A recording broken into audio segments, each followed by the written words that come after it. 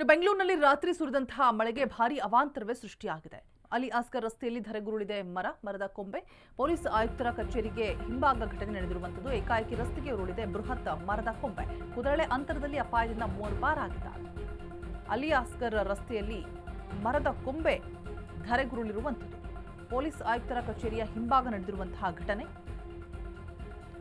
ಏಕಾಏಕಿ ರಸ್ತೆಗೆ ಉರುಳಿದೆ ಬೃಹತ್ ಮರದ ಕೊಂಬೆ.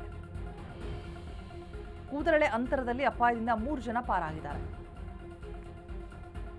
Traffic police, security guard, GPA ಸಿಬ್ಬಂದಿ ರಸ್ತೆಗೆ ಕೊಂಬೆ ಬಿದ್ದಿದ್ದಕ್ಕೆ ಕನಿಂಗ್ಹ್ಯಾಮ್ ರಸ್ತೆಯನ್ನು ಕೂಡ ಕಂಪ್ಲೀಟ್ ಆಗಿ ಬಂದ್ ಕೂಡ ಮಾಡಲಾಗಿದೆ. ಮಳೆ ಸುರಿದಂತಹ ಸಂದರ್ಭದಲ್ಲಿ ಈ ರೀತಿಯಾದಂತಹ ದುರಂತಗಳು ಸಂಭವಿಸ್ತಾನೆ ಇರುತ್ತೆ. ಬೆಂಗಳೂರಲ್ಲಿ ರಾತ್ರಿ ಸುರಿದ ಮಳೆಯಿಂದಾಗಿ ಆಗಿರುವಂತಹ ಅವಾಂತರ